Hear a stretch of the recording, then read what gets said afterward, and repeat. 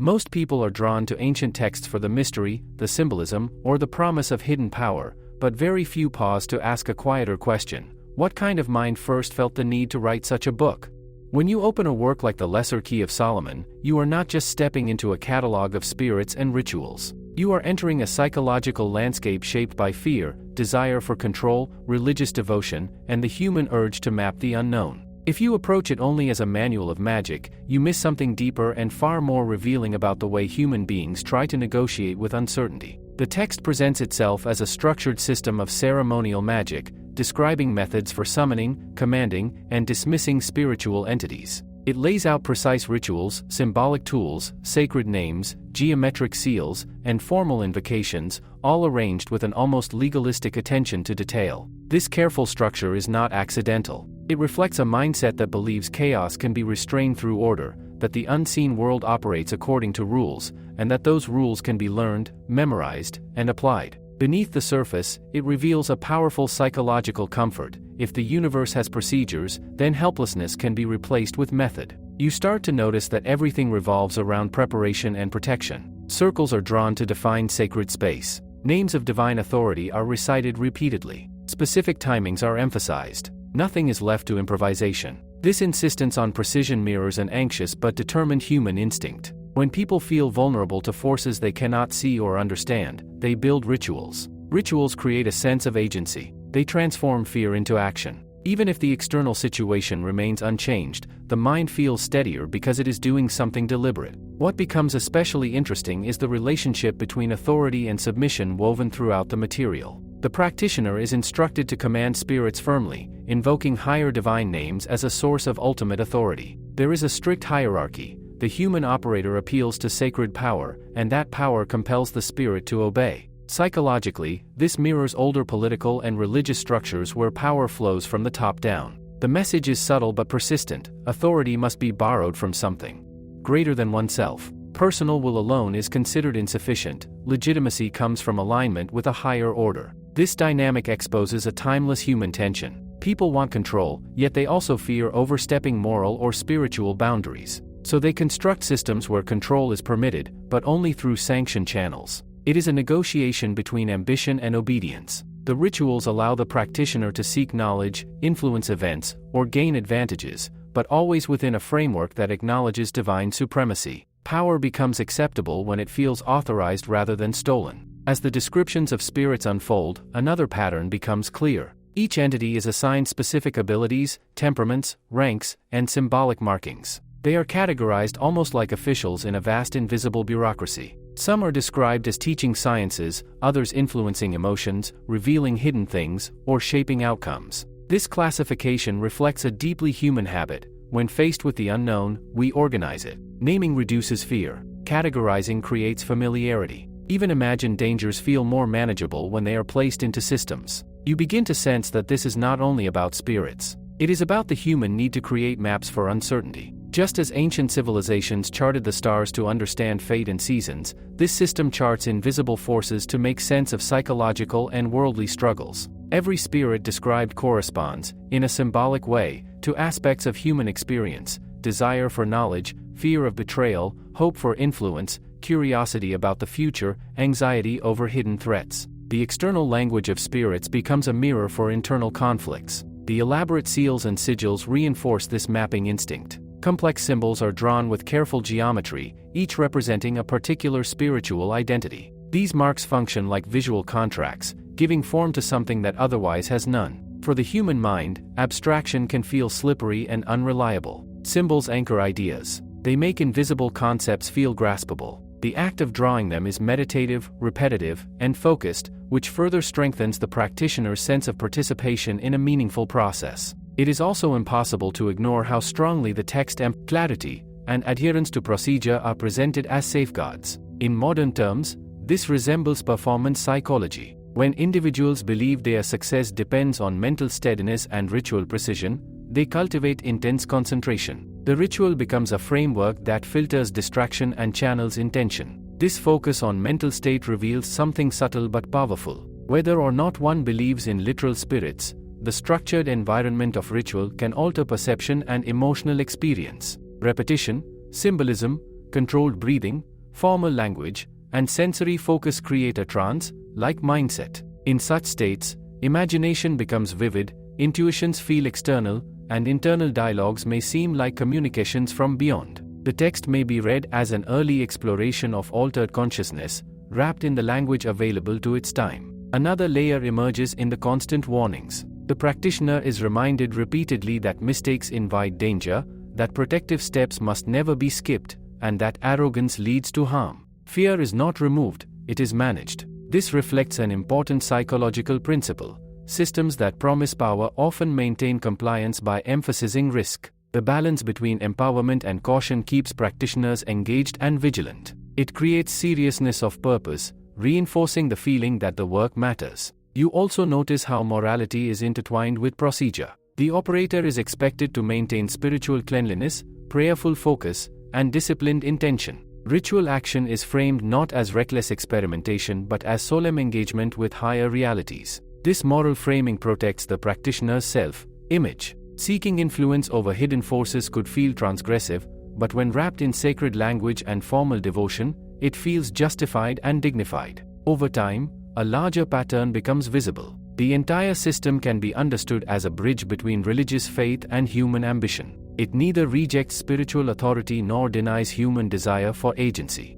Instead, it merges them into a cooperative structure where divine power is invoked to legitimize personal goals. This blending allows individuals to pursue knowledge, protection, and influence while still feeling aligned with sacred order. Viewed this way, the work becomes less about supernatural spectacle and more about psychological architecture. It shows how people construct meaning when facing a vast and uncertain universe. Rather than accepting helplessness, they design frameworks where intention, symbolism, and hierarchy create a sense of partnership with unseen forces. Whether interpreted literally, symbolically, or historically, the system reveals the creativity of the human mind when confronting fear and possibility at the same time. As you sit with these ideas, a quieter question forms. If elaborate rituals once gave people a sense of control over invisible forces, what rituals quietly shape modern life today?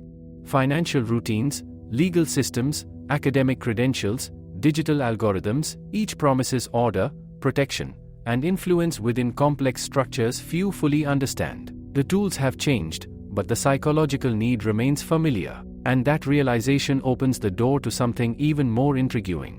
Beneath the ceremonial language and ancient symbolism lies a timeless blueprint of how humans attempt to command uncertainty without ever fully escaping it, which leads naturally into the deeper symbolic systems and layered meanings that unfold next. Part 2. If you stay with the material long enough, the focus begins to shift from the surface imagery of spirits and ceremonies to something more symbolic and inward. What first looked like an external system of summoning gradually reveals itself as a structured language for confronting forces within the human psyche. The dramatic rituals, the formal invocations, the careful protections, they all start to resemble a disciplined method for engaging with fear, desire, guilt, ambition, and curiosity in a way that feels controlled rather than overwhelming. The mind has always struggled with what it cannot see but strongly feels: anxiety, temptation, intrusive thoughts, sudden impulses. These experiences arrive uninvited and often feel foreign, as if they come from outside rather than within. Ancient systems frequently described such forces as spirits, not necessarily because people were naive, but because personification makes the abstract easier to manage. When a feeling becomes a character, it can be named, confronted, negotiated with, and dismissed. The text reflects this psychological strategy with remarkable consistency. Each described entity carries distinct traits. Some are associated. Full cataloging mirrors an attempt to say, not all inner forces are the same, and each must be handled differently. Some require firmness, some patience, some protective distance. This resembles modern therapeutic insight more than mystical fantasy. Different psychological challenges demand different methods of response. The ceremonial structure creates emotional distance. By projecting in attention onto an external figure, the practitioner avoids being overwhelmed. Fear becomes something to address rather than something that consumes identity. Desire becomes a force to regulate rather than a weakness to hide. Doubt becomes an influence to question rather than a personal failure. The ritual setting provides a stage where inner conflicts can be played out safely through symbolic action. This kind of symbolic engagement serves another purpose. it transforms passive suffering into active participation. When individuals feel trapped by circumstances or emotions, helplessness deepens distress. But structured symbolic action restores a sense of agency. Drawing protective circles, reciting precise phrases, following ordered steps, these behaviors create the experience of deliberate control. Even if the outer world remains unchanged, the inner posture shifts from victimhood to engagement. There is also a strong emphasis on boundaries. The practitioner must remain within a defined circle, and the summoned force must appear within a designated space. This repeated imagery reflects a profound psychological principle. Engagement with powerful emotions requires limits. Without boundaries, fear spirals into panic, curiosity turns into obsession, and ambition becomes recklessness. The circle is more than a physical marking, it represents containment, a reminder that intense forces can be approached safely when structure is respected. Over time, the repeated insistence on order begins to feel like training for the mind. Discipline becomes central. Attention must remain focused. Words must be spoken accurately. Tools must be prepared carefully. Emotional steadiness is essential. These requirements cultivate concentration and intentionality. The process demands that wandering thoughts be brought back into alignment with purpose. In modern terms, it resembles a rigorous mindfulness practice disguised as ceremonial procedure. You begin to see how the system channels imagination rather than suppressing it. Imagination is given form, language, and direction. Instead of chaotic mental imagery drifting aimlessly, symbolic frameworks guide the experience toward meaningful interaction. The mind is allowed to explore its depths, but not without structure. This balance between freedom and control is psychologically powerful. Too much freedom creates confusion,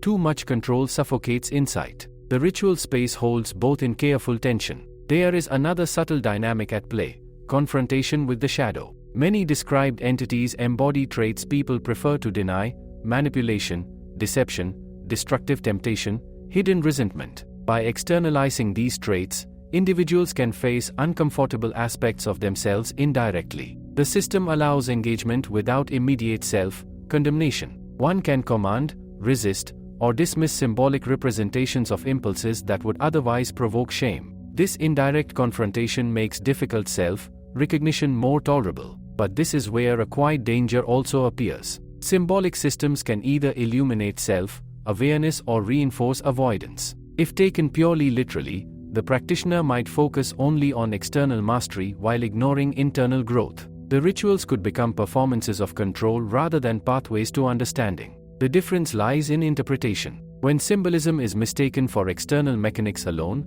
personal responsibility may be displaced onto imagined forces. This tension between projection and ownership is timeless. Humans often prefer to blame outside influences for inner struggles. It feels safer to attribute anger to provocation, envy to unfairness, fear to circumstance. Symbolic systems can either challenge or reinforce this habit. When used wisely, they provide language for inner work. When misunderstood, they become elaborate distractions from self-examination. The repeated moral framing attempts to guard against this risk. Emphasis on purity, intention, and reverence suggests that ethical posture matters more than technical skill. Power without integrity is portrayed as unstable and dangerous. Psychologically, this reinforces the idea that self-mastery must accompany any attempt to influence the external world. Discipline of character becomes inseparable from discipline of method. Gradually, the entire structure begins to resemble an early of purpose. One cannot recklessly chase influence without first stabilizing intention. The rituals symbolize a contract. If you seek access to deeper layers of experience, you must approach them with seriousness and restraint. This seriousness creates emotional weight.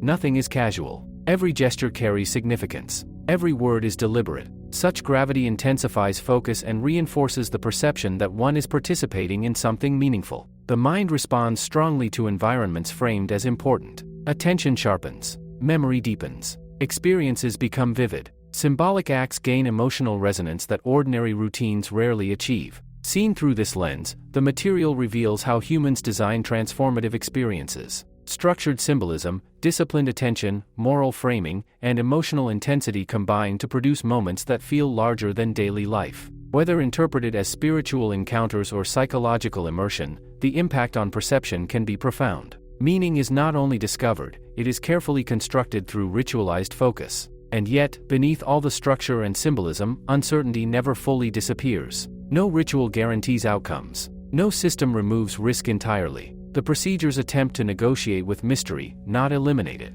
This reveals a humbling truth: humans do not conquer the unknown, they create ways to approach it without being paralyzed by fear. As that realization settles, another question begins to form. If structured symbolic action can reshape perception and emotional resilience so powerfully, where else might similar mechanisms operate unnoticed in ordinary life? In institutions, traditions, professional ceremonies, personal routines, how much of modern behavior is guided by inherited symbolic frameworks that quietly shape belief and confidence?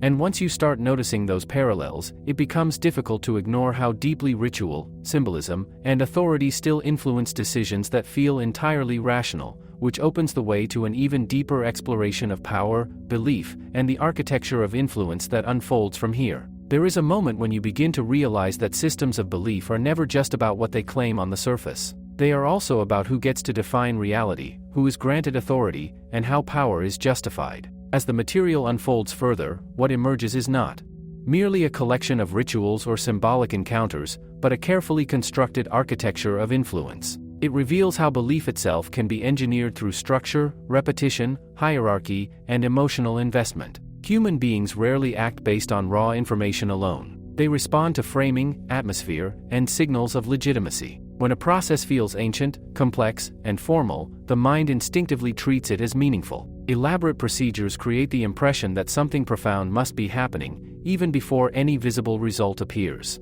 Complexity becomes a signal of depth. Formal language becomes a signal of authority. Repetition becomes a signal of truth. Over time, the mind stops questioning and starts accepting. You can see how layered structure reinforces this effect. There are ranks, chains of command, formal titles, and designated roles. Nothing is random. Everything belongs to a larger system that appears ordered and purposeful. Hierarchy has a powerful psychological effect. It reassures people that power is controlled and distributed according to rules rather than chaos. When individuals believe there is an organized chain of authority, they feel safer participating within it. This mirrors political systems, corporate structures, religious institutions, and even academic organizations. People are more likely to comply with a framework when they perceive it as legitimate and stable. Symbols of rank, formal procedures, and strict protocols all reinforce the sense that authority is not arbitrary. The ceremonial structure becomes persuasive not because of evidence, but because of presentation. Belief deepens further through repetition. Words spoken again and again begin to feel inherently true. Phrases repeated in heightened emotional states gain even greater psychological weight. When language is tied to ritual, posture, and focused attention, it bypasses casual skepticism and settles into deeper layers of memory. The mind starts associating certain sounds and symbols with seriousness and consequence. This is not accidental. Repetition has always been a powerful tool for shaping conviction. Advertising uses it. Political messaging relies on it. Religious devotion is built around it. The more often an idea is encountered in emotionally charged settings, the more natural and unquestioned anticipation heightens emotional sensitivity. The longer someone prepares for a significant moment, the more meaningful that moment feels when it finally arrives. Effort justifies importance. When people invest time, focus, and discipline into a process, they become psychologically committed to believing it matters. This is a powerful reinforcement loop. Commitment increases belief, and belief increases commitment. Over time, participation becomes part of identity. A person no longer simply performs rituals. They become someone who belongs to a system of hidden knowledge and structured authority. Identity binds more tightly than curiosity ever could. There is also the influence of controlled secrecy. Restricted knowledge appears more valuable than open information. When access requires discipline and initiation, the material gains prestige. Scarcity creates psychological demand. People assume that if something is difficult to obtain, it must hold special power or truth. Secrecy also strengthens group cohesion. Those who feel they possess rare understanding often develop stronger attachment to the system that granted it. The sense of being inside fosters loyalty and reinforces separation from outsiders. This separation deepens emotional investment and reduces the likelihood of critical distance. You begin to notice how authority is constantly reinforced through symbolic alignment with higher forces. Legitimacy is borrowed from sacred language, ancient names, and references to divine order. This association elevates the entire structure beyond ordinary questioning. When power is framed as flowing from ultimate sources, resistance feels like rebellion rather than skepticism. This mechanism appears repeatedly throughout history. Leaders invoke tradition. Institutions reference founding principles. Organizations cite legacy and foundational values. By linking present authority to revered origins, systems strengthen compliance without needing constant justification. People are more willing to trust frameworks that appear anchored in something timeless. At a deeper level, the structure reveals how easily perception of power can shape experience. When individuals believe they are engaging with immense forces, their emotional and physiological responses intensify. Heart rate changes, focus sharpens, memory becomes vivid. The body reacts to belief as if the situation were physically real. Expectation alters perception. This does not require deception. It reflects how human consciousness operates. Meaning is not only received from the outside, it is generated internally through interpretation. When environments are designed to signal importance and authority,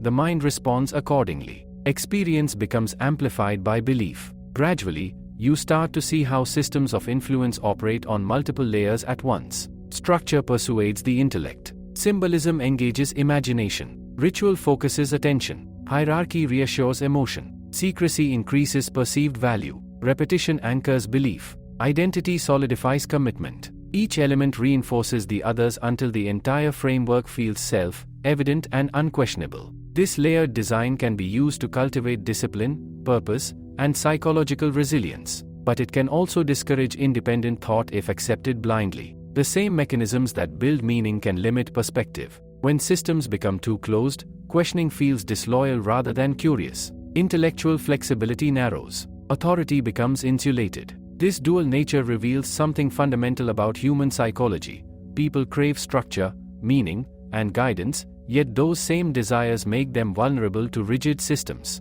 The need for certainty can overshadow the need for understanding. Clear procedures feel safer than open-ended inquiry. And yet uncertainty never truly disappears. No system fully eliminates doubt. Instead, it manages doubt by containing it within symbolic boundaries. Questions are answered with procedure. Fear is answered with ritual. Ambiguity is answered with hierarchy. These responses calm the mind, but they do not dissolve mystery itself. As you reflect on this, a quieter realization begins to surface. Modern life is filled with similar architectures of influence that rarely announce themselves as such. Professional titles, legal ceremonies, financial systems, digital platforms, institutional protocols, all use structure and symbolism to generate trust and compliance. Authority is often accepted because it is well presented rather than deeply examined. This does not mean such systems are false or manipulative by default. Structure is necessary for cooperation and progress, but awareness changes participation. When you recognize how belief is shaped, perception can be guided by presentation, then discernment becomes an active skill rather than a passive assumption. It requires stepping back from atmosphere and examining foundations. It means noticing when complexity impresses more than it explains. And just as that thought settles, another question emerges quietly. If authority, ritual, and symbolism can organize belief so effectively, what happens when different systems compete for loyalty within the same mind?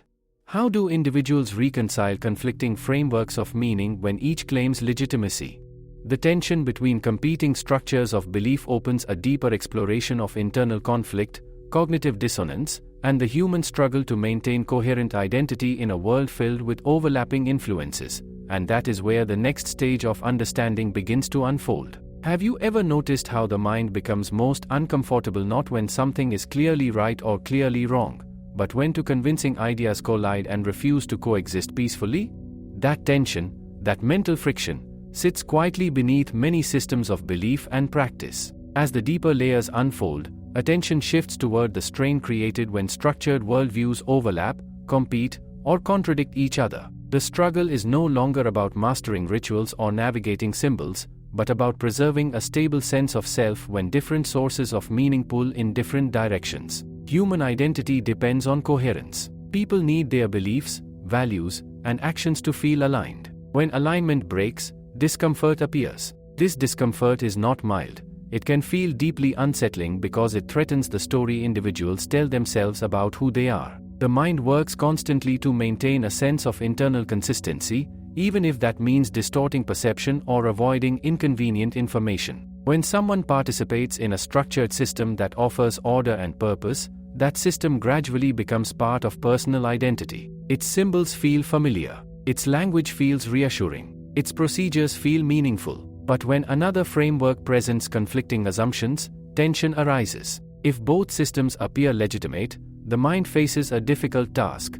Choosing one may require rejecting parts of the other, and rejecting either can feel like losing a piece of oneself. This inner negotiation often happens quietly. People may not consciously analyze the conflict, yet their behavior reveals subtle adjustments. They reinterpret ideas, selectively emphasize certain elements, or mentally compartmentalize different beliefs to avoid direct confrontation. Compartmentalization allows incompatible frameworks to exist side by side without openly clashing. One mindset operates in one context, another elsewhere. This strategy preserves short-term comfort but weakens long-term clarity. When beliefs remain separated rather than reconciled, decision-making becomes inconsistent. A person may follow one set of principles in private life and another in public settings. Over time, this division strains emotional stability. Maintaining multiple internal narratives requires constant psychological effort. Structured systems of ritual and authority can intensify this effect because they encourage deep commitment.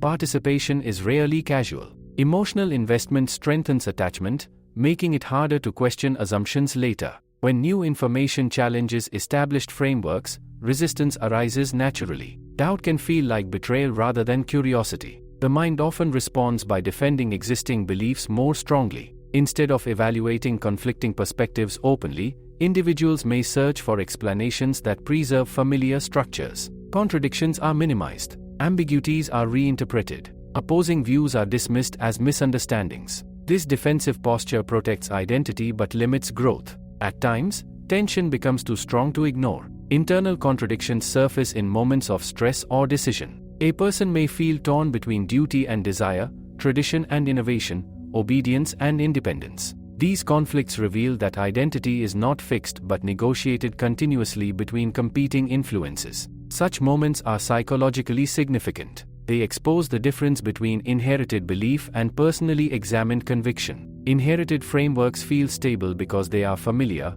not necessarily because they are understood. When tension forces reflection, individuals must decide whether to deepen understanding or cling to habit. This process can feel disorienting. Certainty begins to soften. Assumptions that once felt unquestionable become open to review. Yet this discomfort also creates opportunity. Meaning. Emotional reactions play a strong role here. When identity feels threatened, fear and defensiveness can overshadow rational analysis. The body responds to psychological threat similarly to physical danger. Heart rate rises, muscles tense, attention narrows. These responses evolved for survival, but they can hinder thoughtful evaluation of ideas. Recognizing these reactions changes the experience. When individuals notice emotional defensiveness, they gain a small distance from it. That distance allows reflection instead of automatic resistance. Awareness becomes a stabilizing force, preventing immediate retreat into rigid positions. Another factor shaping internal conflict is social belonging. Beliefs rarely exist in isolation, they connect individuals to communities.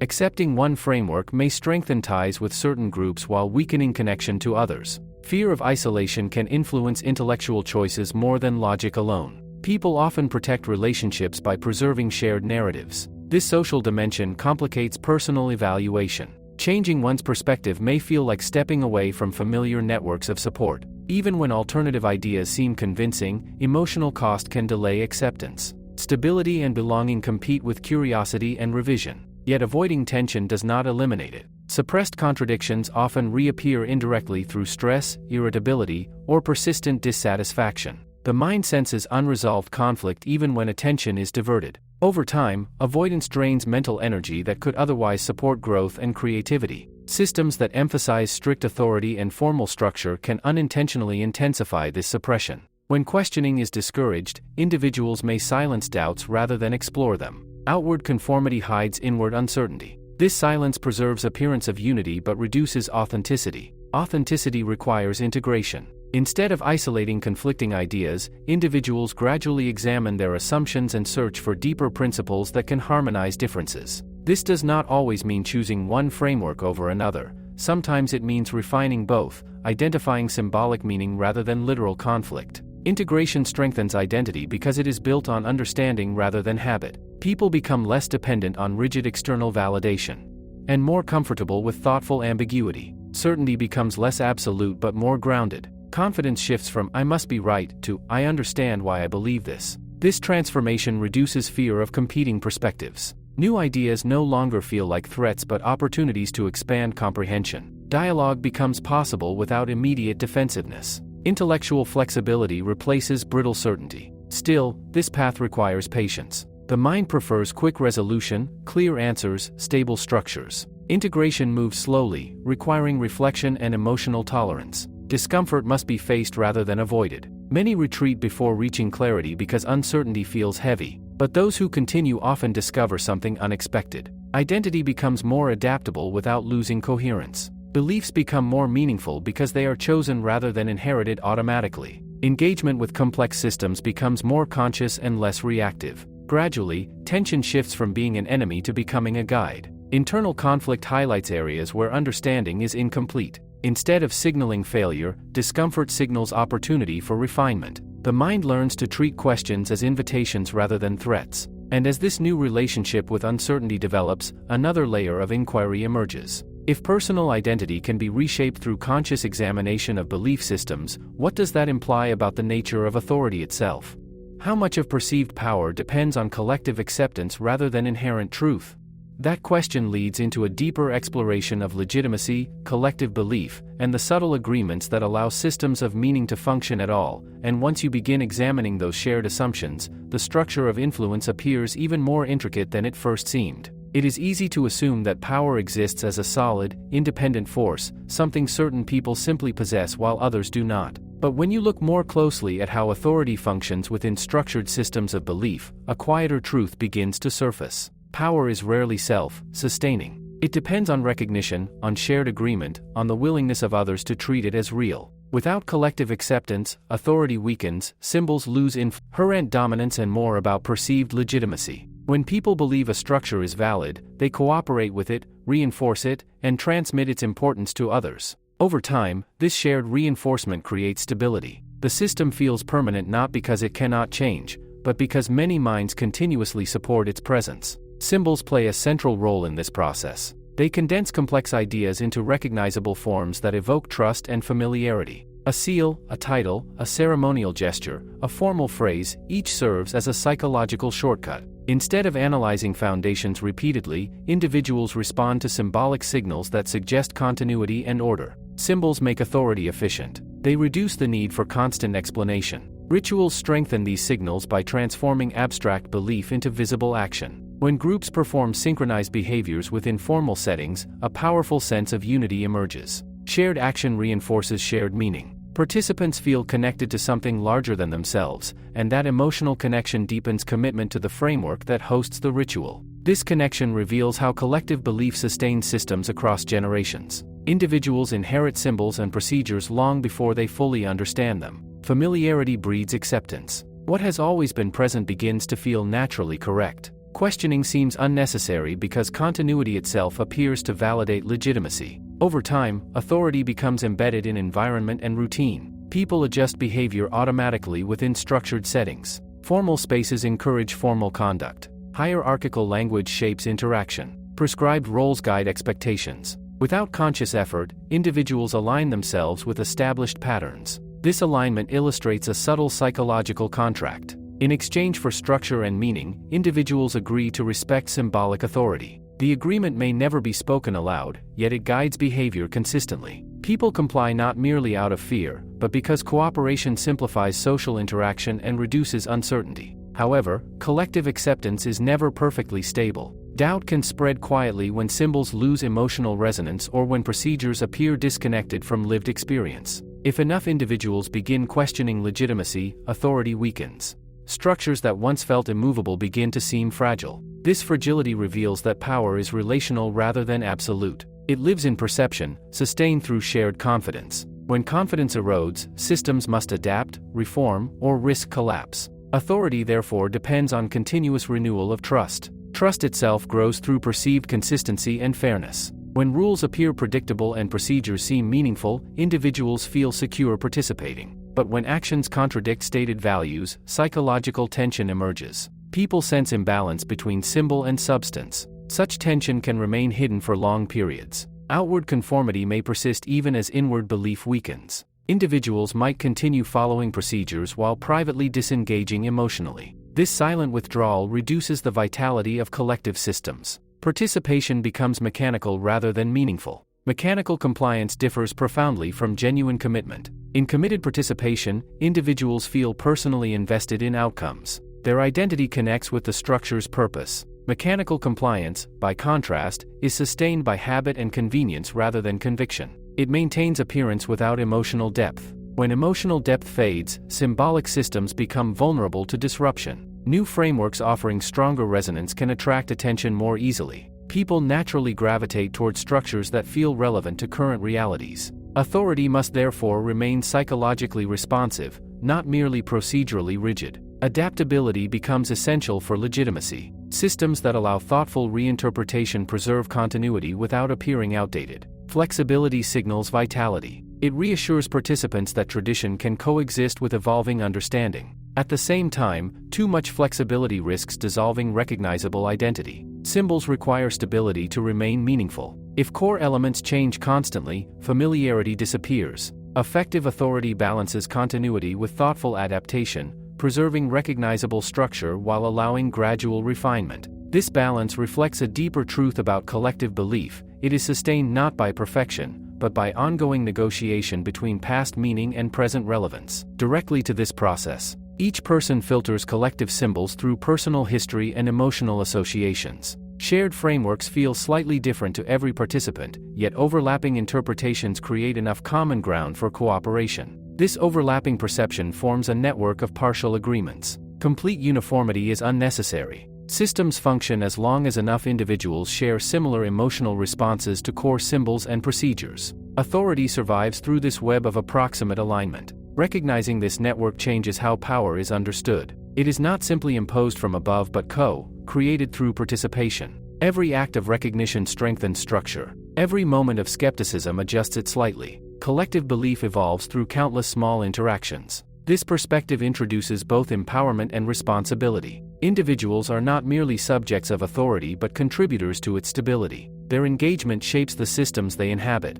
Passive acceptance reinforces existing forms, while conscious participation can guide thoughtful evolution. Yet awareness also brings complexity. Recognizing the constructed nature of authority may weaken emotional attachment. Symbols once treated as absolute can begin to feel conditional. Certainty softens. Participation becomes more deliberate but sometimes less instinctive. Some individuals respond by deepening inquiry, seeking stronger foundations for commitment. Others withdraw, preferring distance over ambiguity. Both responses reflect attempts to reconcile awareness with the human desire for stability. Navigating this tension requires psychological maturity. It involves accepting that meaning can be both constructed and valuable, that symbolic systems can be human, made yet deeply significant. Dismissing structure entirely creates isolation, while blind acceptance limits growth. A balanced perspective allows engagement without illusion. Individuals can respect symbolic authority while remaining open to examination. Participation becomes a conscious choice rather than automatic inheritance.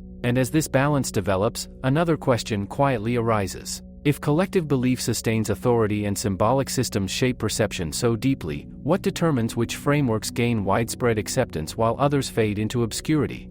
The answer lies in emotional resonance, cultural timing, perceived usefulness, and the subtle dynamics of storytelling that bind communities together, and exploring those forces reveals how meaning spreads, adapts, and endures far beyond its original form. Stories travel farther than instructions ever can. You can give people rules and procedures, and they may follow them for a while, but give them a story that carries emotion, identity, and meaning, and it can live inside them for generations. This is where the deeper mechanics of cultural systems become clearer. What truly allows certain symbolic frameworks to survive is not simply structure or authority, but narrative power, the ability to embed ideas inside memorable, emotionally charged storytelling. Human memory is not designed to store abstract systems efficiently. It favors images, characters, conflicts, and resolutions. A story gives shape to complexity. It provides beginning and direction. It allows individuals to see themselves within a larger pattern. When symbolic ideas are woven into narrative form, they become easier to remember and more compelling to repeat.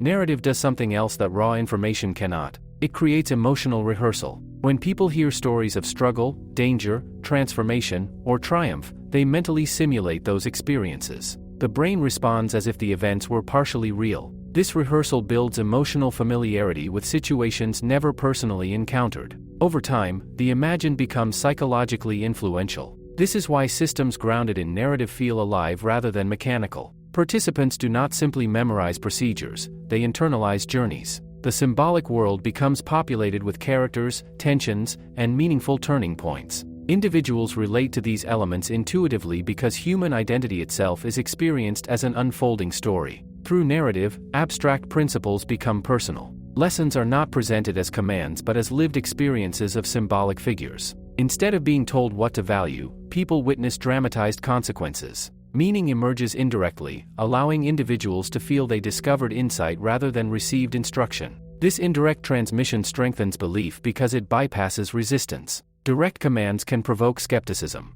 Stories invite empathy. Listener embedding. Symbolic elements gain continuity by appearing within tales repeated across time. Each retelling reinforces shared memory and strengthens communal bonds. Stories function like threads weaving individuals into collective identity. Within such storytelling, symbolic forces are often personified as beings, challenges, or guiding presences. Personification makes intangible dynamics relatable. Complex psychological struggles become interactions between characters. Internal conflict becomes narrative tension. Resolution becomes transformation. This translation of inner experience into story allows individuals to explore difficult themes safely. Fear, temptation, ambition, loss, these universal elements appear within symbolic narratives that provide emotional distance while preserving psychological relevance. Narrative also allows multiple layers of interpretation. On the surface, events unfold dramatically. Beneath that surface, symbolic meaning speaks to personal growth, moral reflection,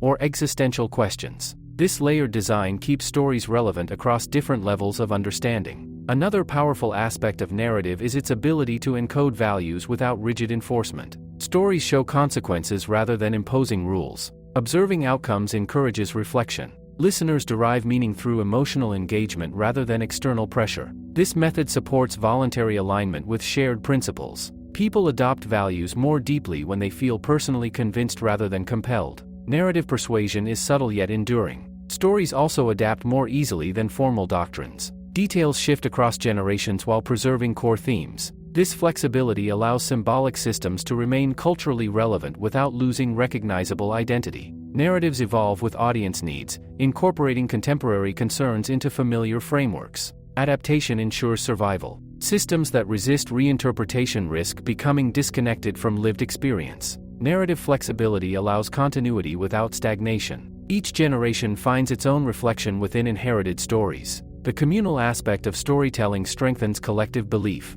Shared listening creates synchronized emotional experience. Groups respond together to tension and resolution, reinforcing social bonds. Meaning becomes a shared emotional event rather than an isolated intellectual concept. Participation deepens when individuals retell stories themselves. Retelling transforms passive listeners into active carriers of tradition. Each narrator subtly reshapes emphasis, blending personal perspective with inherited structure. This process keeps systems dynamic and participatory. Through repeated storytelling, symbolic frameworks become familiar mental landscapes. Individuals navigate life events using narrative templates absorbed over time. Personal challenges are interpreted through shared symbolic language, making uncertainty feel more manageable. Narrative framing influences perception of both struggle and success. Hardship appears as part of a meaningful journey rather than random suffering. Achievement feels connected to broader patterns rather than isolated luck. This framing provides psychological resilience during instability. However, narrative power also carries responsibility. Compelling stories can oversimplify complexity or romanticize harmful dynamics if accepted uncritically. Emotional engagement sometimes obscures nuanced reality.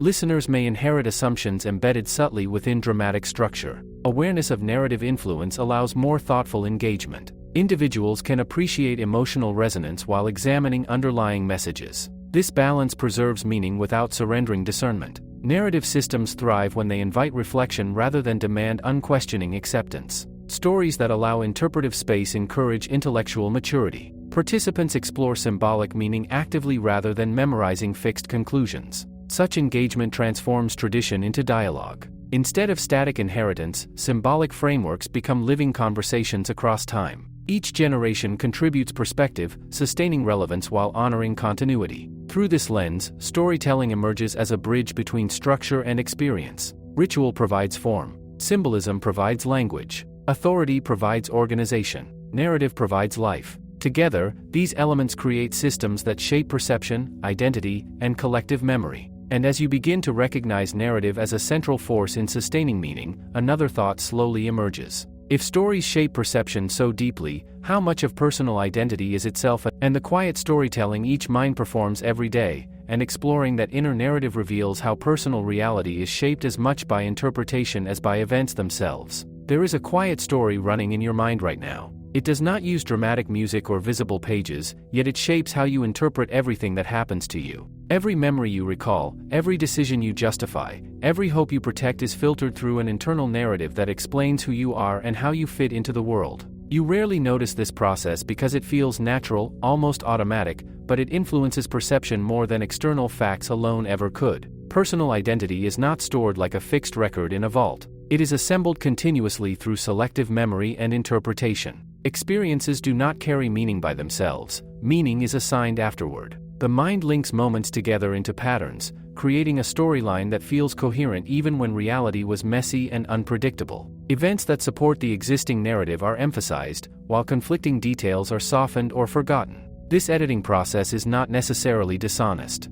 It is how the brain maintains stability. A consistent sense of self helps individuals make decisions and plan for the future. Without narrative continuity, life would feel fragmented and disorienting. The mind prefers a story that makes sense, even if it simplifies complexity. Memory plays a central role in this construction. Recollection is not a perfect replay of events but a reconstruction influenced by present perspective. Each time you remember something, the memory is subtly reshaped. Emotional tone changes. Details shift. The story becomes more aligned with current beliefs and identity. Over time, recollections evolve alongside the narrator. This means personal history is partly a living narrative rather than a static archive. The past feels stable, yet its meaning adjusts gradually. A painful experience once seen as failure may later appear as necessary growth. A decision once viewed as confident might later feel impulsive. The facts remain, but their interpretation transforms. Emotions guide this reinterpretation. Strong feelings act as highlights, marking certain moments as especially significant.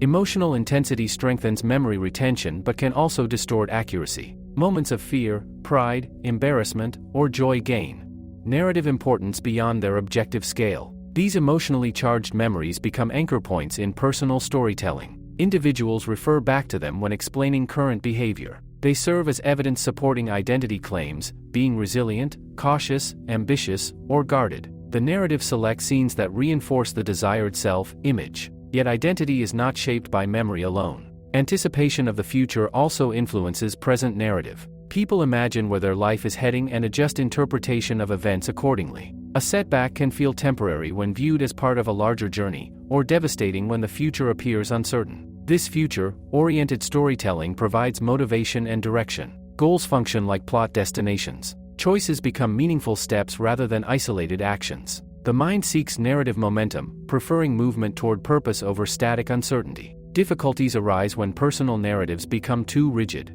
If identity depends on a narrow storyline, unexpected events threaten stability. Failure feels catastrophic when it contradicts the image of competence. Change feels dangerous when it disrupts familiar patterns. To protect coherence, the mind may resist information that challenges established narratives. Contradictions create discomfort similar to internal conflict between belief systems. People reinterpret evidence, minimize inconsistencies, or avoid reflection to preserve stability. This protective tendency explains why self-perception can remain unchanged despite new experiences. Growth requires narrative flexibility, the willingness to revise self-story without feeling erased. Adaptable narratives maintain continuity while allowing reinterpretation. Narrative flexibility supports resilience. When challenges arise, individuals with adaptable self-stories integrate difficulty as meaningful development rather than personal collapse. Hardship becomes part of transformation rather than proof of inadequacy. Language influences this process deeply. The way individuals describe experiences shapes emotional response.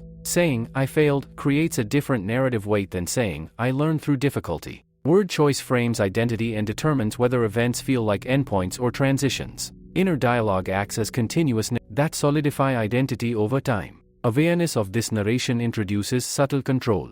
Observing internal storytelling allows individuals to question automatic interpretations. Instead of accepting the first narrative that forms, they can explore alternatives that may be more balanced or constructive. This does not mean inventing artificial optimism. It means recognizing interpretive freedom. Events carry multiple potential meanings. The chosen interpretation shapes emotional response and future behavior. Narrative awareness allows deliberate framing rather than unconscious habit. Social interaction further shapes personal stories. People share experiences and receive feedback that influences self-perception. Compliments reinforce positive identity elements. Criticism highlights weaknesses. Repeated social responses gradually weave into personal narrative fabric. Cultural narratives also provide templates. Societies promote stories about success, responsibility, love, sacrifice, and achievement. Individuals compare their lives to these templates, measuring progress and redefining goals accordingly. Personal identity forms partly through alignment or resistance to cultural expectations. Because identity is narrative-based,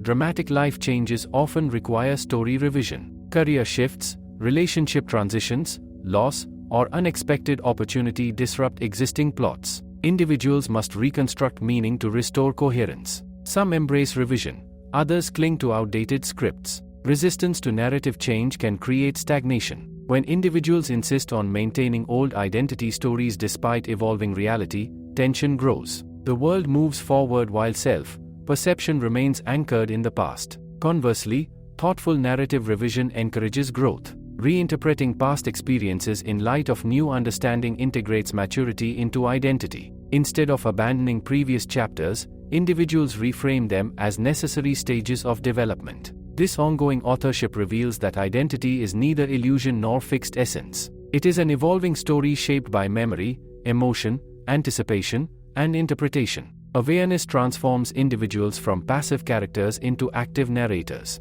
And once you recognize yourself as narrator, another realization slowly emerges. If personal identity is shaped through storytelling, then collective identities, communities, traditions, institutions, are also narrative constructions maintained through shared memory and meaning. That connection between individual and collective storytelling opens a deeper examination of how societies maintain continuity, transmit values, and negotiate change through shared symbolic narratives. And understanding that relationship reveals how personal and cultural identities continuously shape each other in subtle, powerful ways. When you begin to see identity as a story the mind keeps telling, it becomes easier to understand how entire communities come to share a similar sense of self. A society, much like an individual, depends on a collective narrative that explains where it came from, what it values, and where it believes it is heading. These shared stories do not simply entertain.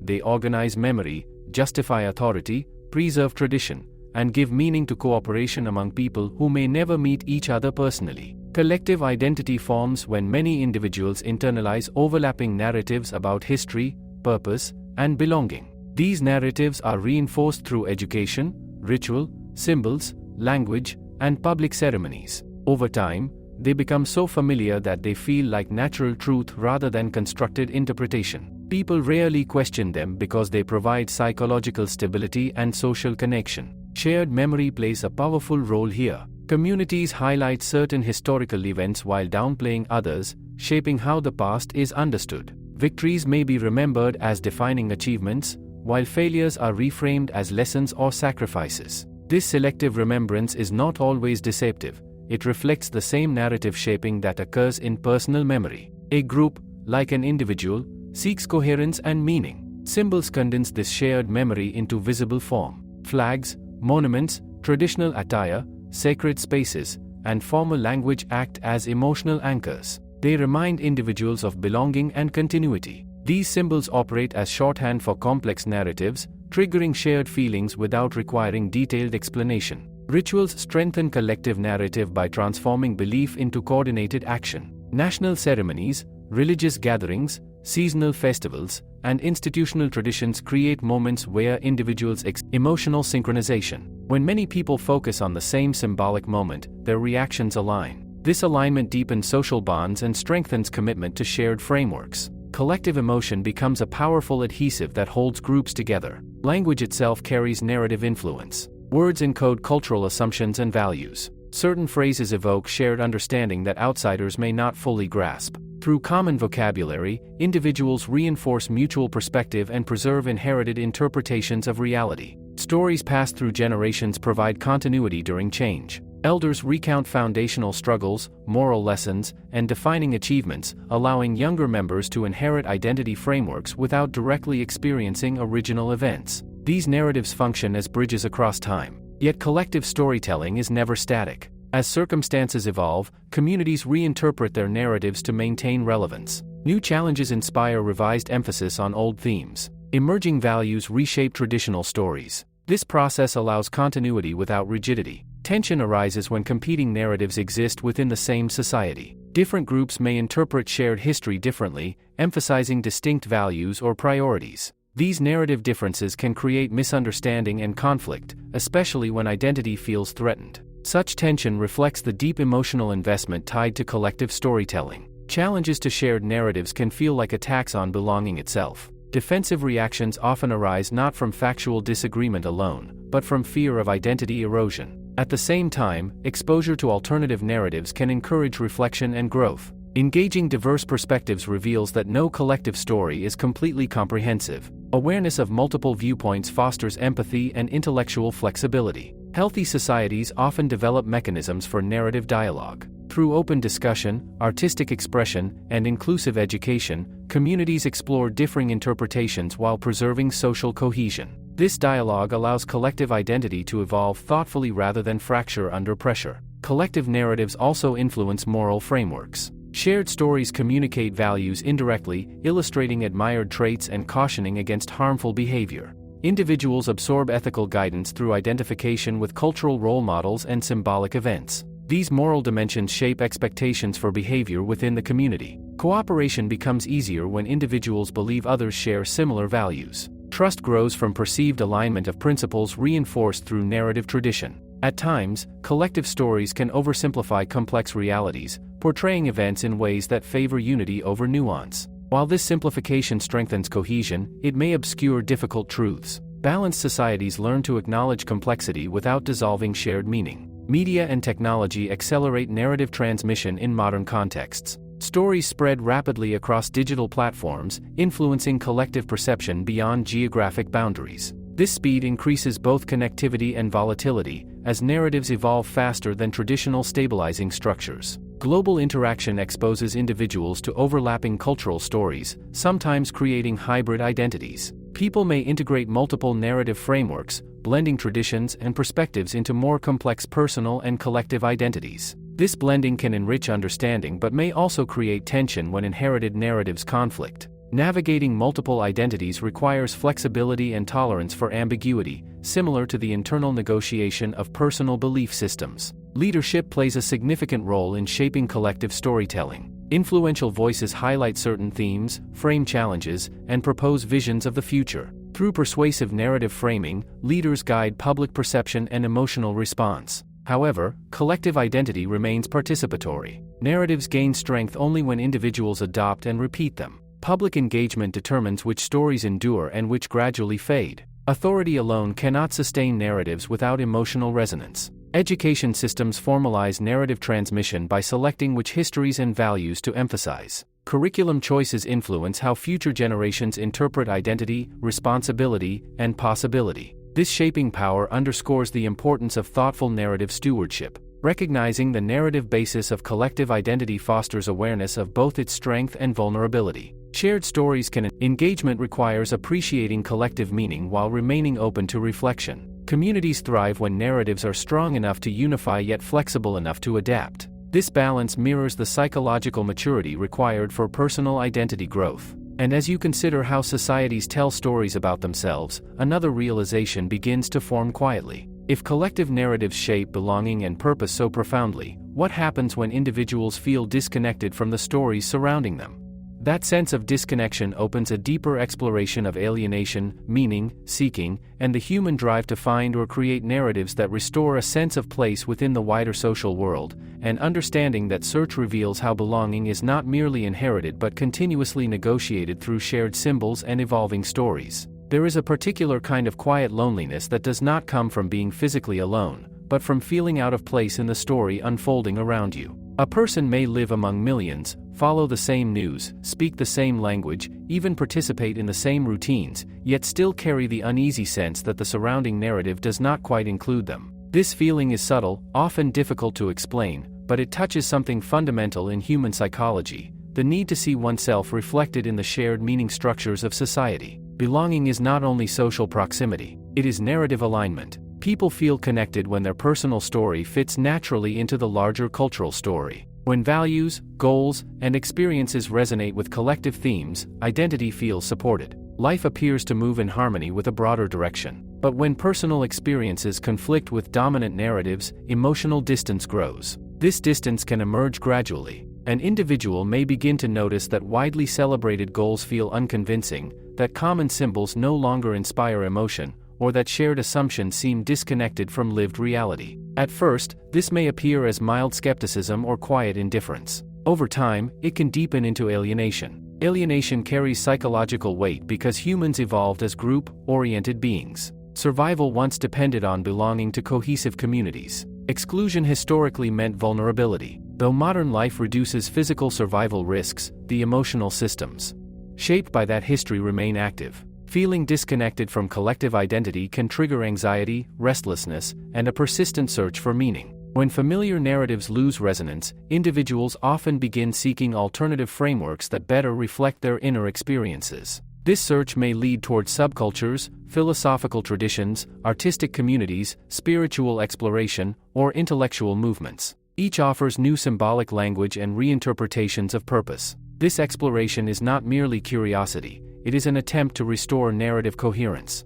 People look for stories in which their struggles make sense, where their values are recognized, and where their aspirations feel legitimate. Meaning becomes a form of psychological shelter. However, the search itself can be disorienting. Letting go of familiar narratives may feel like losing part of identity. Even when old frameworks no longer fully resonate, they still provide structure and predictability. Transitioning between narratives can create a sense of drifting without anchor. During such periods, individuals may experience heightened self-reflection. Questions about purpose, direction, and belonging surface more frequently. Everyday routines may feel mechanical, as if actions lack deeper integration with personal meaning. Some respond by intensifying participation in established systems, hoping renewed involvement will restore connection. Others distance themselves further, experimenting with new perspectives and communities. Both responses reflect attempts to reconcile inner narrative with external structure. Creative expression often becomes a powerful outlet during this search. Art, writing, music, and symbolic creation allow individuals to externalize internal experience. Through expression, vague feelings gain form. Personal stories begin to crystallize, making them easier to examine and share. Shared creative spaces frequently foster new communities built around alternative narratives. Individuals who once felt isolated discover others carrying similar questions. Collective exploration generates fresh symbolic frameworks, gradually forming subcultures with distinct identities. These emerging narratives can provide strong belonging, yet alternative narratives also face challenges. Strong identification with new frameworks may create separation from wider society. Tension can arise between preserving distinct identity and maintaining broader cooperation. Navigating this balance requires openness and mutual respect. Belonging becomes healthiest when identity remains flexible rather than rigid. Individuals benefit from participating in multiple narrative layers, family, profession, culture, creative interests, without relying exclusively on any single framework. Diverse affiliations reduce psychological vulnerability if one narrative weakens. Modern environments complicate belonging by exposing individuals to constant streams of competing stories. Digital networks amplify voices from across the world, expanding perspective but sometimes overwhelming identity formation. The abundance of narratives can create both opportunity and confusion. Choosing meaningful alignment becomes an active process rather than passive inheritance. Individuals must evaluate which narratives resonate authentically and which feel performative or externally imposed. This discernment shapes emotional well-being. Importantly, alienation is not always negative. Periods of disconnection can stimulate deep reflection and personal growth. Questioning inherited narratives encourages independent thinking and value clarification. Temporary uncertainty may precede more authentic integration. The search for belonging often leads inward as well as outward. Individuals explore not only new communities but also deeper layers of personal narrative. They reconsider past experiences, reinterpret motivations, and refine their sense of purpose. Through this process, belonging shifts from passive acceptance to conscious participation. Instead of simply inheriting collective stories, individuals contribute their perspectives, enriching shared narratives with diverse experiences. Communities that welcome such contributions tend to remain more resilient. Inclusivity allows collective identity to expand rather than fracture. Shared meaning evolves through dialogue rather than rigid enforcement. Leadership and institutions play important roles in facilitating inclusive narratives. When diverse voices are acknowledged and represented, individuals feel more visible within collective frameworks. Representation strengthens emotional investment. Education that encourages critical thinking, alongside cultural appreciation, supports balanced belonging. Individuals learn to respect tradition while engaging thoughtfully with complexity. This balance prevents blind conformity without promoting cynicism. Ultimately, the human need for belonging is intertwined with the need for meaning. People seek narratives that situate their lives within larger patterns. When such narratives feel accessible and authentic, psychological stability grows. And yet, even within strong communities, moments of existential questioning can still arise. Belonging does not eliminate deeper uncertainties about purpose, mortality, and the nature of existence itself. Collective stories provide guidance, but they do not fully resolve the mysteries that provoke philosophical reflection. Those deeper questions open another dimension of exploration, one that moves beyond social identity toward existential meaning, symbolic understanding of life and death, and the human attempt to reconcile finite experience with the intuition of something larger. And stepping into that dimension reveals why symbolic systems have always intertwined psychology with spirituality. There comes a moment, often unexpectedly, when social roles and shared identities grow quiet, and a deeper question surfaces with surprising clarity. What does any of this ultimately mean? It is not the kind of question that demands immediate conversation, nor does it always arrive during dramatic life events. Sometimes it appears in stillness, in routine, in the simple awareness of passing time. Beneath daily responsibilities and collective narratives, the human mind carries an enduring sensitivity to existence itself. This sensitivity is not merely intellectual curiosity. It is emotional and intuitive. People sense that life is finite, that moments pass irreversibly, and that personal experience unfolds within limits no effort can fully escape. Awareness of mortality creates a subtle tension present in nearly every culture and era. The mind seeks ways to understand finitude without collapsing into despair. Symbolic systems often emerge as responses to this tension. They provide language for grappling with questions too large for literal explanation. Through metaphor, ritual, and narrative imagery, individuals approach existential uncertainty in ways that feel emotionally because it reflects lived experience, movement through time, encounters with challenge, transitions between stages.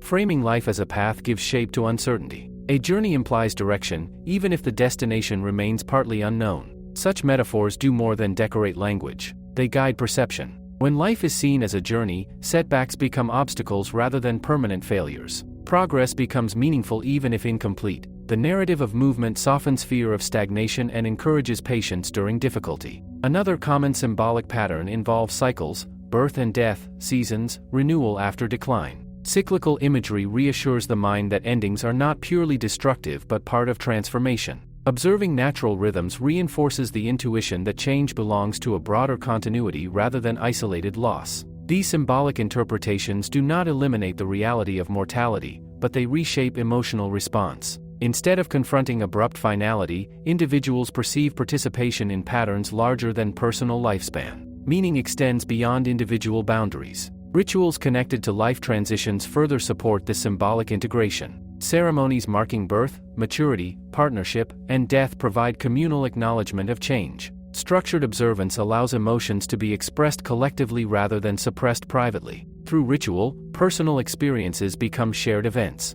Grief feels less isolating when carried within communal structure. Celebration deepens when witnessed collectively. These shared symbolic actions reinforce the sense that individual existence connects to ongoing human continuity. Silence also plays a meaningful role in existential reflection. Moments of stillness invite awareness of inner life beyond social noise. In quiet reflection, individuals encounter thoughts and emotions often masked by routine activity. This inward attention encourages contemplation of purpose and value. Such contemplation can feel unsettling because it removes distraction. Without immediate tasks, the mind faces open questions directly. Yet discomfort often precedes insight. Reflection allows individuals to examine priorities, reassess assumptions, and clarify personal meaning. Philosophical traditions frequently emphasize acceptance of uncertainty rather than elimination of doubt. Embracing mystery requires intellectual humility, recognition that human understanding has limits. This humility reduces anxiety generated by impossible demands for complete explanation.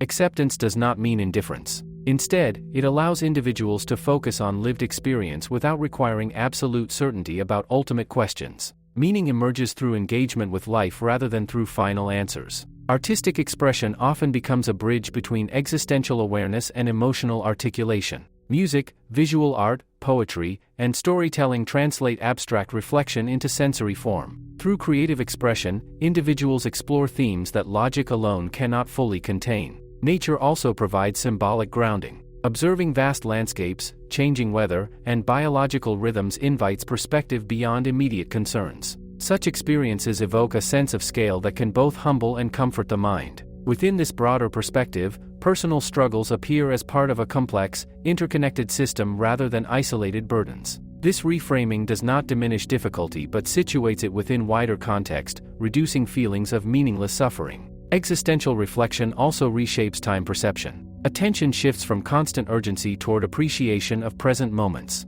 Awareness of finitude enhances sensitivity to experience, encouraging deliberate presence rather than automatic routine. Mindfulness practices cultivate this attentiveness by focusing awareness on immediate sensation and thought without judgment. Such practices quiet narrative noise temporarily, allowing direct encounter with experience before interpretation forms. Through presence, individuals discover that meaning is not only conceptual but experiential. Simple awareness of existence carries intrinsic value independent of external achievement. Being becomes as significant as doing. Compassion often deepens through existential insight. Recognizing shared vulnerability fosters empathy toward others navigating similar uncertainties. Human connection gains greater importance when seen against the backdrop of limited time. Service and contribution acquire renewed meaning within this perspective. Helping others becomes a way of participating in continuity that extends beyond individual lifespan. Actions resonate through collective mind continues oscillating between clarity and uncertainty, engagement and questioning. This ongoing movement reflects the human condition itself.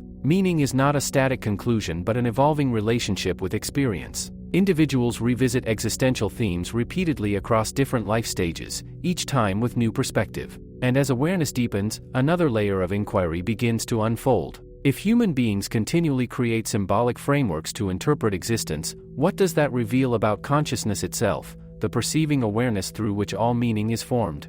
Exploring the nature of consciousness leads beyond external systems and social narratives into the direct examination of perception, identity, and the mysterious capacity to experience reality at all, and that inward exploration reveals one of the most profound dimensions of psychological and symbolic understanding. If you sit quietly and observe your own experience for a moment, something unusual becomes apparent. Thoughts appear, emotions shift, sensations arise and fade, yet there is a steady sense of being present through all of it. Experiences change constantly, but awareness itself feels continuous. This simple observation has profound implications. It suggests that beneath the stories, roles, and identities constructed over time, there exists a deeper layer of consciousness that perceives without needing constant definition. Most people move through life identified almost entirely with mental activity. A thought appears, and it is treated as truth. An emotion arises, and it feels like identity. Yet closer attention reveals that thoughts and emotions are events occurring within awareness, not the awareness itself. They are like weather patterns passing through a wider sky. This distinction shifts how experience is understood. If thoughts are observed rather than automatically believed, their influence changes. They lose some of their authority. A moment of anger becomes something witnessed rather than something that fully defines the self. Anxiety becomes a temporary state rather than a permanent trait. Such awareness does not suppress thought or emotion. Instead, it creates space around them. Within that space, reaction becomes choice rather than reflex. Individuals gain the ability to respond deliberately rather than being carried away by automatic impulses. Attention plays a central role in this process. Wherever attention settles, experience intensifies. When attention fuses with worry, worry expands. When attention rests on immediate sensory perception, mental noise softens. Training attention allows individuals to navigate experience with greater stability. Meditative practices cultivate this capacity by gently returning attention to simple anchors such as breathing or bodily sensation. Through repetition, the mind learns to observe without constant judgment. Thoughts continue to arise, but attachment to them weakens. This shift often reveals how much mental activity operates automatically. Plans, memories, evaluations, and imagined conversations flow continuously without deliberate intention. Observing this flow highlights the difference between awareness and mental content. The sense of a fixed, unchanging self begins to soften under such observation. Identity appears more fluid, shaped by memory, expectation, and interpretation rather than existing as a permanent core. Roles and narratives feel less rigid when seen as constructs within awareness. Yet awareness itself remains difficult to define. It cannot be easily reduced to language because it is the medium through which language is experienced. Attempts to describe it often rely on metaphor, space, mirror, field, presence. Each metaphor captures an aspect without fully containing the whole. This ineffable quality has led many philosophical and contemplative traditions to treat consciousness as fundamental rather than secondary. Instead of viewing awareness as merely a byproduct of mental activity, they explore the possibility that mental activity arises within awareness. Such perspectives encourage direct exploration rather than abstract theorizing. Individuals are invited to examine their own experience closely, noticing the boundary between perception and interpretation. Through careful observation, subtle assumptions about identity become visible. One common assumption is the belief that constant thinking is necessary for functioning. Yet moments of quiet clarity often reveal the opposite. When mental noise decreases, perception can become sharper, decisions more intuitive, and emotional responses more balanced. Silence, in this sense, is not emptiness but openness. Without the constant overlay of commentary, experience feels immediate and vivid. Move naturally without escalating. Struggle intensifies experience, while gentle attention allows release. Painful emotions especially benefit from this approach. Fear, sadness, and frustration lose some of their overwhelming quality when held within calm observation. They become manageable waves rather than consuming storms. Such awareness also transforms interpersonal relationships. Listening becomes deeper when attention rests fully with another person rather than drifting through internal narratives. Empathy grows through presence rather than analysis. Communication improves because reactions are less defensive. Observing internal responses allows space for thoughtful dialogue. Conflict becomes an opportunity for understanding rather than immediate confrontation. Creative insight often emerges from quiet awareness as well. When the mind relaxes its habitual patterns, new associations form more freely. Intuition surfaces naturally without forced effort. Over time, identification shifts gradually from rigid narrative identity toward fluid experiential presence. Individuals still maintain personal history and social roles, but they hold them more lightly. Identity becomes functional rather than absolute. This lighter identification reduces fear of change. When self-concept is flexible, transitions feel less threatening. Adaptation becomes easier because identity no longer depends on fixed definitions. Awareness-centered living also reshapes the sense of control. Instead of trying to dominate every circumstance, individuals focus on responding skillfully within each moment. Acceptance and action coexist without contradiction. Ethical sensitivity often deepens through awareness. Recognizing shared conscious experience fosters compassion. Others are perceived not merely as roles or categories but as centers of experience similar to oneself. Yet this exploration does not eliminate mystery. Consciousness remains deeply puzzling. The more carefully it is examined, the more it resists simple explanation. Awareness illuminates experience but remains difficult to capture conceptually. This mystery invites humility rather than frustration. Accepting that not all aspects of existence can be fully analyzed allows deeper appreciation of lived reality. Wonder replaces the demand for certainty. And as attention continues turning inward, another profound question begins to surface. If awareness is the constant field within which all experiences arise, how does perception shape what is experienced as reality in the first place?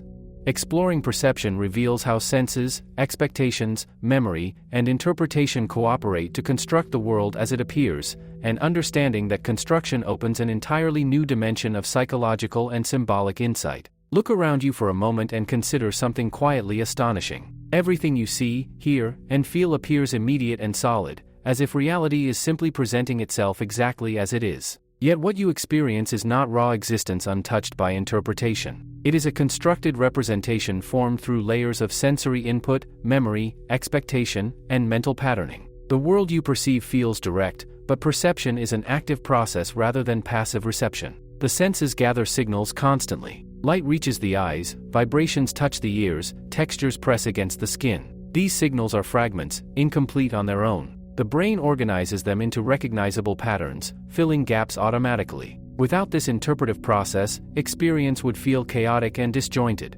Perception depends heavily on prediction. The mind uses past experience to anticipate what is likely to appear next. These predictions help interpret incoming information quickly, allowing efficient navigation of the environment. Familiar shapes, faces, and sounds are recognized almost instantly because expectation guides interpretation. This predictive system explains why people sometimes see what they expect rather than what is present. Assumptions shape attention. Details fitting prior belief are highlighted, while conflicting elements may be overlooked. Perception is therefore influenced not only by external input but also by internal models. Optical illusions demonstrate this process clearly. Static images can appear to move, identical colors may look different depending on surrounding shades, and ambiguous shapes shift interpretation depending on focus. These illusions reveal that perception is constructed rather than simply received. Memory contributes strongly to this construction. Past experiences provide templates for interpreting present situations. When encountering something unfamiliar, the mind searches for resemblance to known patterns. Toward positive cues, anxiety narrows focus, often emphasizing uncertainty or risk. Mood colors experience, subtly altering interpretation of events. Language shapes perception by categorizing experience into defined concepts. Words create boundaries that guide attention. When a culture has multiple terms for subtle distinctions, individuals notice those distinctions more readily. Naming influences noticing. Cultural background further frames perception. Shared beliefs determine what aspects of experience are emphasized or ignored. Social norms influence how behavior is interpreted. Meaning assigned to events depends partly on collective understanding. Attention acts as a spotlight within this constructed environment. What you focus on becomes prominent. What you ignore fades into background. The field of awareness contains more information than conscious attention can process, so selection becomes necessary. This selective attention explains why different people recall the same event differently. Each individual highlights different elements based on interest, emotional state, and expectation. Experience becomes personalized through attentional filtering. Interpretation happens so rapidly that it feels automatic and unquestionable. Yet slight shifts in perspective can reveal alternative meanings. A comment interpreted as criticism may also be seen as guidance. A setback perceived as failure may later appear as opportunity. These reinterpretations do not change external events but reshape emotional response. Meaning influences experience as strongly as circumstance. Two individuals facing similar situations may feel entirely different depending on interpretive framing. Awareness of perception's constructive nature encourages humility. Recognizing that experience is filtered reduces certainty in immediate judgments. Individuals become more open to alternative viewpoints, understanding that others may perceive the same situation differently. This openness supports empathy. Appreciating perceptual diversity allows respectful dialogue across differences. Disagreement becomes less about right versus wrong and more about perspective shaped by distinct experiences. Perceptual flexibility also benefits emotional well-being. Rigid interpretations can intensify distress. Allowing multiple meanings softens extreme reactions and supports balanced evaluation. Mindfulness practices strengthen perceptual awareness by encouraging observation before interpretation solidifies. Paying attention to raw sensation reveals how quickly labels and assumptions form. This awareness slows automatic reactions. Through careful observation, individuals may notice how mental narratives overlay direct experience. A simple sensation becomes a story about comfort or discomfort. A neutral expression becomes a perceived judgment. Recognizing this layering creates space for more accurate perception. Creativity flourishes when perception loosens from rigid patterns. Seeing familiar objects in new ways stimulates innovation. Artists often train themselves to observe light, color, and form without relying entirely on conceptual labels. Scientific discovery similarly benefits from perceptual flexibility. Questioning assumptions allows new patterns to emerge. Curiosity thrives when certainty relaxes. Yet the mind seeks stability, preferring familiar interpretations. Predictability provides comfort and efficiency. Letting go of fixed perception can feel disorienting because it reduces immediate clarity. Balancing stability and flexibility becomes essential. Reliable perception supports practical functioning, while openness allows growth and understanding. Mature awareness integrates both capacities. This integration deepens the sense of participation in reality. Instead of feeling separate from the world, individuals recognize themselves as active contributors to experienced meaning. Perception becomes a collaborative process between observer and environment. Such insight reshapes responsibility. Reactions are influenced not only by external events but also by interpretive habits. Cultivating awareness allows intentional refinement of perception, leading to wiser responses. And as perception becomes more transparent, another profound question arises. If reality as experienced is shaped through interpretive processes within consciousness, what lies beyond those processes? Is there a deeper layer of understanding untouched by conceptual filtering?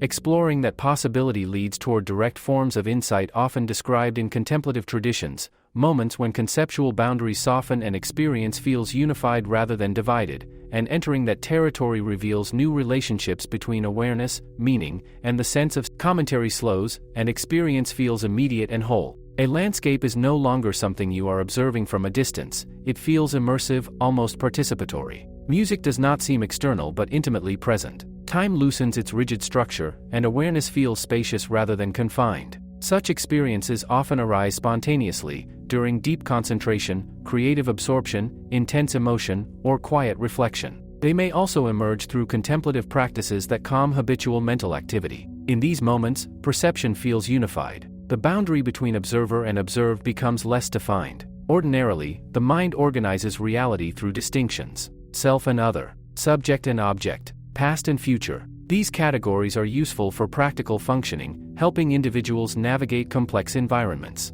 Yet they also fragment experience into separate pieces that may feel disconnected. When conceptual boundaries soften, experience appears less divided. Instead of a thinker observing thoughts, there is simply awareness with thoughts arising. Instead of a listener hearing music, there is sound unfolding within perception. This shift can feel deeply peaceful because mental effort decreases. Effortless awareness contrasts with habitual striving. Much of daily mental activity revolves around evaluation, planning, comparison, and control. These processes create tension that often goes unnoticed until it subsides. When striving pauses, the nervous system relaxes, allowing a sense of ease. In this relaxed clarity, perception feels vivid yet calm. Colors seem richer, sounds clearer, sensations more immediate. Experience is not dulled, it is less filtered by internal noise. Presence replaces preoccupation. Such states sometimes produce a feeling of interconnectedness. Individuals may sense that they are not isolated entities but participants within a larger flow of existence. This sensation can evoke wonder and humility,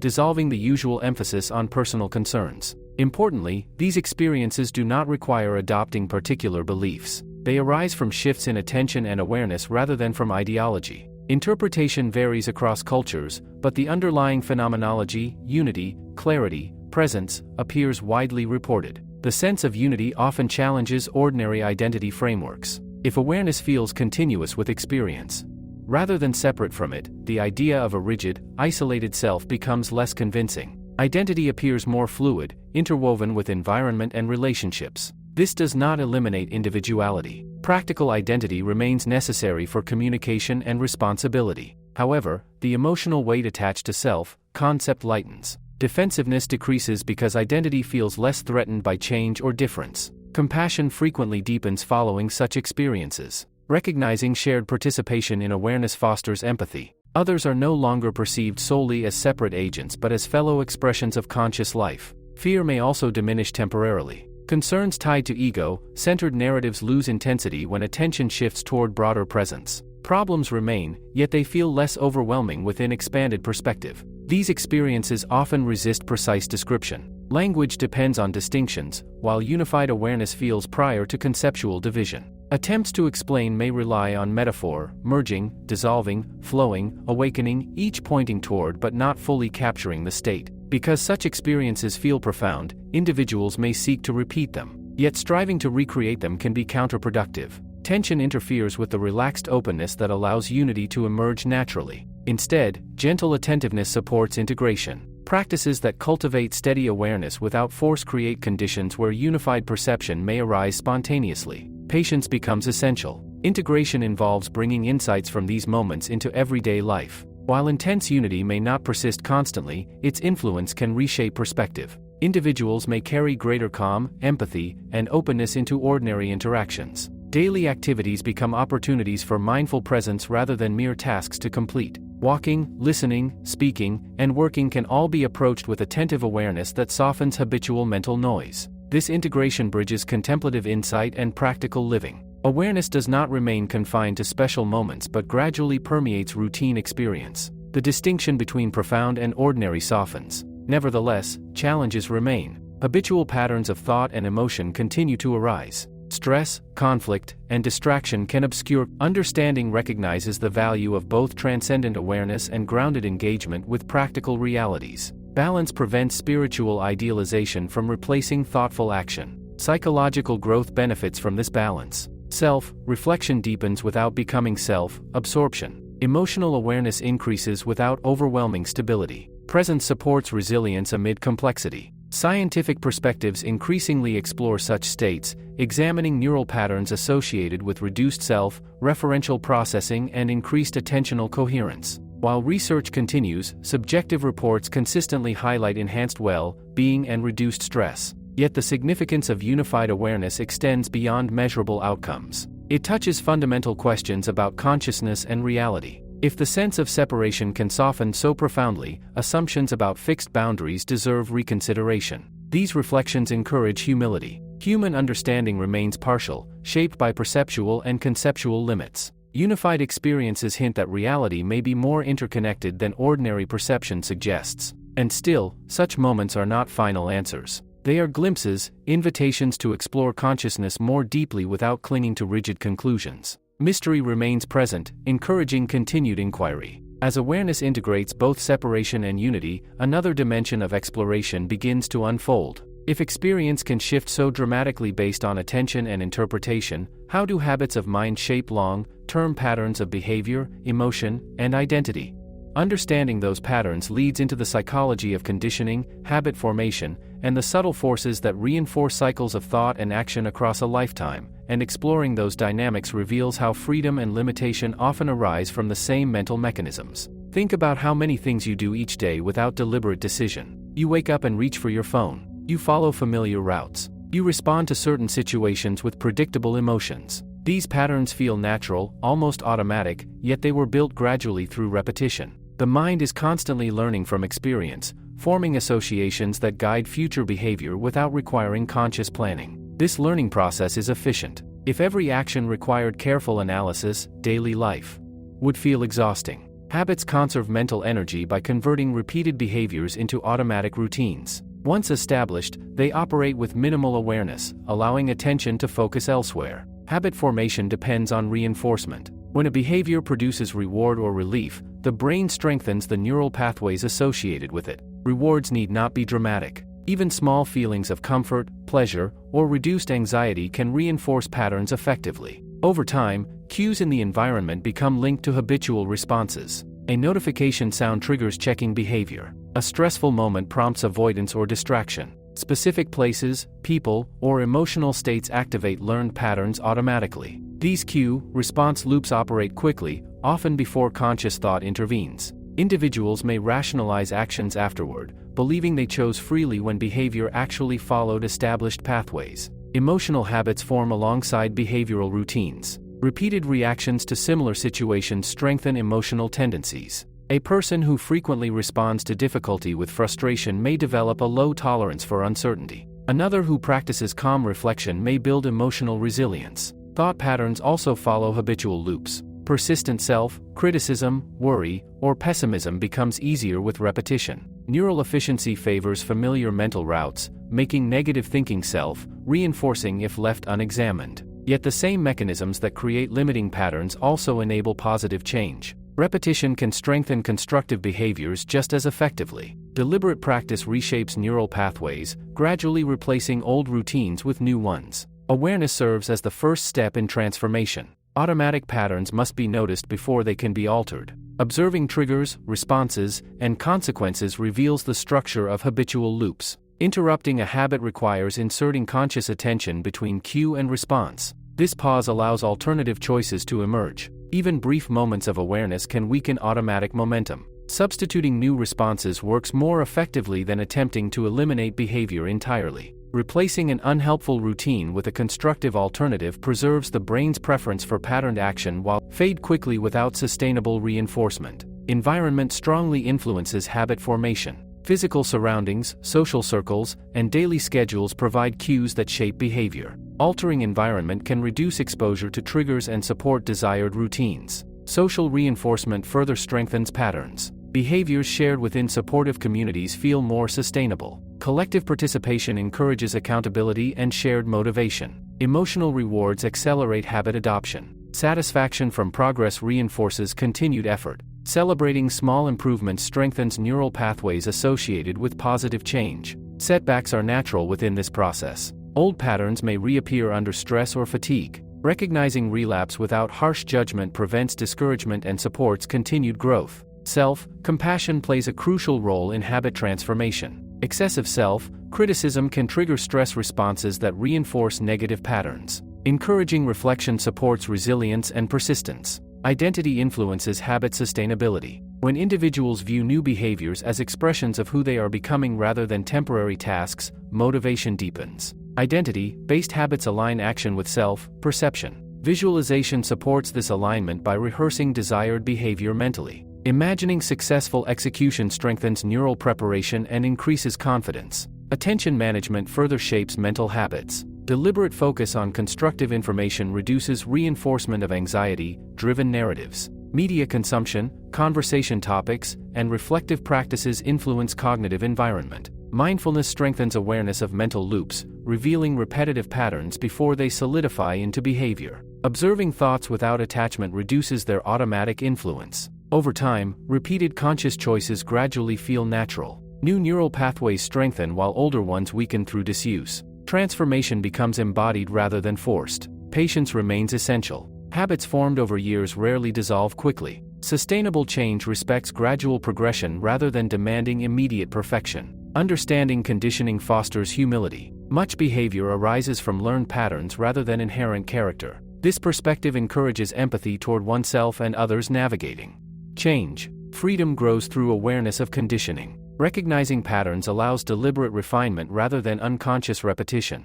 Individuals become active participants in shaping their lives. Yet complete independence from conditioning is neither realistic nor necessary. Habits enable efficiency and stability. The goal is not elimination but conscious selection of patterns aligned with values and well-being. Balanced habit formation integrates discipline with flexibility. Structure supports consistency, while openness allows adaptation to changing circumstances. And as patterns shift gradually, identity evolves alongside behavior. Small repeated choices accumulate into long-term transformation, often unnoticed until reflection reveals significant change. This ongoing interplay between awareness and conditioning raises another important question. If habits shape daily life so profoundly, how can individuals align long-term patterns with deeper values and purpose rather than drifting through automatic routines? Exploring that alignment leads into the psychology of intention, meaning-driven action, and the deliberate design of life direction, and understanding those dynamics reveals how conscious purpose can guide behavior without suppressing natural human complexity. Most people do not drift because they lack intelligence or ability. They drift because their daily actions are guided more by immediate impulses and inherited routines than by consciously chosen direction. Life fills itself with tasks, obligations, and distractions, and without deliberate orientation, years can pass in patterns that feel busy but strangely disconnected from deeper intention. Purpose does not usually arrive as a sudden revelation. More often, it emerges gradually through reflection on values, experiences, and meaningful moments. Certain activities feel naturally engaging. Certain concerns evoke strong emotional responses. These signals point toward underlying priorities that define personal significance. Clarifying values requires honest attention. Individuals must look beyond social expectations and examine what genuinely matters to them. This process can feel uncomfortable because inherited goals may not align fully with authentic inclinations. Questioning familiar ambitions sometimes creates temporary uncertainty. Yet uncertainty is the goals lose intensity, while intrinsically meaningful aims gain clarity. Purpose strengthens when values connect to contribution beyond personal gain. Actions that benefit others or support shared well-being often feel more sustainable than purely self-focused pursuits. Contribution integrates individual effort with collective continuity. Meaningful direction also benefits from realistic framing. Grand visions inspire imagination, but daily progress depends on manageable steps. Breaking long-term aims into practical actions bridges inspiration and execution. Intentions guide attention. What individuals consistently prioritize shapes perception and decision-making. Clear intention filters choices, reducing distraction from conflicting impulses. Life becomes more coherent when guided by defined orientation. However, intention alone does not guarantee consistency. Emotional states, environmental pressures, and old habits continue influencing behavior. Aligning action with purpose requires repeated recalibration rather than rigid control. Regular reflection supports this alignment. Pausing to review experiences, decisions, and emotional responses reveals whether actions correspond with stated values. Gentle course correction maintains direction without harsh self-judgment. Flexibility remains essential because circumstances evolve. Purpose adapts as understanding deepens. Allowing goals to mature prevents stagnation and supports lifelong growth. Patience protects against discouragement. Meaningful change unfolds gradually, often through small, consistent adjustments rather than dramatic breakthroughs. Recognizing subtle progress sustains motivation. Community reinforces purpose by providing shared encouragement and accountability. Conversations with supportive individuals clarify perspective and inspire renewed commitment during challenging periods. Mentorship offers additional guidance. Learning from experienced individuals shortens trial and error cycles and provides practical wisdom grounded in lived reality. Creativity supports purpose by inviting exploration beyond conventional paths. Experimentation reveals unexpected interests and abilities, expanding potential avenues for meaningful contribution. Rest and renewal also play important roles. Constant striving without recovery weakens clarity and resilience. Periodic stillness restores perspective and strengthens intentional focus. Gratitude enhances purposeful living by highlighting existing value rather than focusing solely on future goals. Appreciating present resources fosters balanced motivation rooted in sufficiency rather than scarcity. Acceptance of imperfection reduces fear of failure. Mistakes become information for refinement rather than evidence of inadequacy. Resilient purpose evolves through learning rather than rigid expectation. Ethical awareness deepens intention by considering consequences beyond immediate benefit. Purpose aligned with integrity sustains trust and long-term respect. Humility keeps ambition grounded. Recognizing limitations encourages collaboration and continuous learning. Growth becomes cooperative rather than competitive. Courage remains necessary because purposeful living often involves uncertainty and risk. Acting despite incomplete guarantees strengthens confidence and expands possibility. Over time, aligned intention reshapes identity. Individuals come to see themselves as participants in meaningful processes rather than passive recipients of circumstance. Direction replaces drift. This transformation influences emotional experience. Satisfaction grows not from constant achievement but from congruence between values and actions. Inner coherence fosters quiet fulfillment. Even ordinary tasks gain significance when integrated into purposeful context. Routine becomes meaningful as part of larger contribution. Yet purpose does not eliminate life's unpredictability. Loss, change, and unforeseen challenges remain inevitable. Strong intention provides orientation during disruption but cannot prevent difficulty. Resilience grows when individuals hold purpose with both commitment and openness. Determination guides effort while flexibility accommodates reality's complexity. Meaning ultimately emerges from relationship between awareness and action. Conscious presence shapes intention, and intentional action expresses values through lived experience. This dynamic process continues throughout life. Purpose is not a fixed destination but an evolving conversation between inner understanding and external engagement. And as this conversation deepens, a final quiet realization begins to settle in. The search for meaning, identity, and understanding is itself part of being human, not a problem to solve completely, but a participating consciously, compassionately, and attentively in the unfolding experience of existence itself.